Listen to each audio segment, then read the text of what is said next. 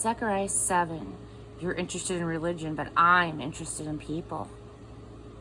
On the 4th day of the 9th month, in the 4th year of the reign of King Darius, God's message again came to Zechariah. The town of Bethel had sent a delegation headed by Sarazir and Rejam-Melech to pray for God's blessing and to confer with the priests of the temple of God of the angel armies and also with the prophets. They posed this question: should we plan for a day of mourning and abstinence next August, the 70th anniversary of Jerusalem's fall, as we've been doing all these years? God of the angel armies gave me this message for them, for all the people and for the priests. When you held days of fasting every 5th and 7th month, all of these 70 years, were you doing it for me? And when you held feasts, was that for me? Hardly. You are interested in religion. I am interested in people. There's nothing new to say on this subject. Don't you still have the message of the earlier prophets from the time when Jerusalem was still a thriving, bustling city and the outlying countryside, the Negev and the Shephelah, was populated? This is the message that God gave Zechariah. Well, the message hasn't changed. God of the angel armies says then and says now. Treat one another justly. Love your neighbors. Be compassionate with each other. Don't take advantage of widows, orphans, visitors, and the poor. Don't plot and scheme against one another.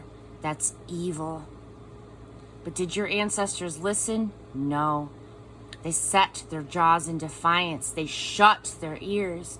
They steeled themselves against God's revelation in the spirit-filled sermons preached by the earlier prophets by order of God of the angel armies.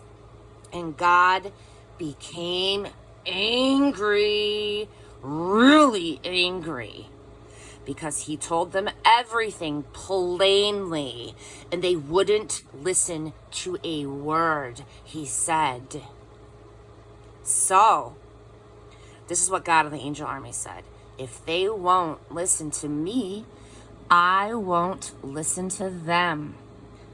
I scattered them to the four winds. They ended up strangers wherever they were. Their, quote, promised land became a vacant lot. Weeds and tin cans and thistles, not a sign of life. They turned a dreamland into a wasteland. Chapter 8, Zechariah, rebuilding the temple. And then these messages from God of the angel armies. A message from God of the angel armies. I am zealous for Zion. I care. I'm angry about Zion. I'm involved. This is God's message. I've come back to Zion. I've moved back to Jerusalem. Jerusalem's new names will be Truth City and Mountain of God of the angel armies and Mount Holiness. This is a message from God of the angel armies. Old men and old women will come back to Jerusalem, sit on benches on the streets, and spin tales, move around safely with their canes, a good city to grow old in. And boys and girls will fill the public parks, laughing and playing, a good city to grow up in. This is a message from God of the angel armies. Do the problems of returning and rebuilding by just a few survivors seem too much? But is anything too much for me? Not if I have my say. This is a message from God of the angel armies. I will collect my people from countries to the east and countries to the west. I will bring them back and move them into Jerusalem. They'll be my people and I'll be their God. I'll stick with them and I'll do right by them. There's another message from God of the angel armies. Get a grip on things. Hold tight. You who are listening to what I say through preaching of the prophets, the temple of God of the angel armies has been reestablished. The temple is being rebuilt. We've come through a hard time.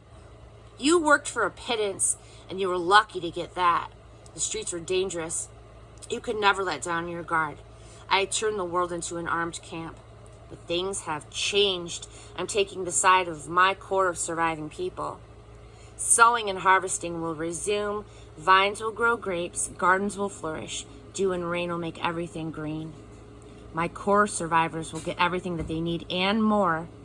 You've gotten a reputation as a bad news people, you people of Judah and Israel, but I'm coming to save you. From now on, you are the good news people. Don't be afraid. Keep a firm grip on what I'm doing. Keep your lives simple and honest. This is a message from God of the angel armies. In the same way that I decided to punish you when your ancestors made me angry and didn't pull my punches, at this time I've decided to bless Jerusalem and the country of Judah. Don't be afraid. And now here's what I want you to do.